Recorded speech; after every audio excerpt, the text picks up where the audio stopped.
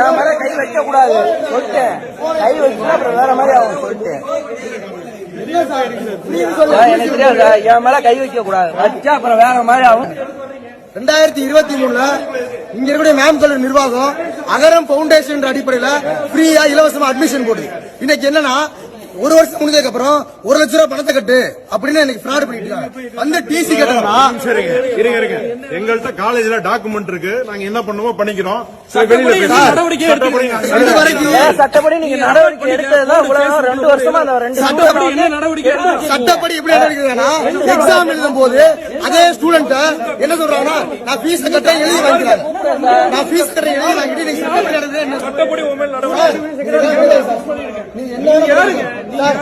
Admission பண்ணாதா sir?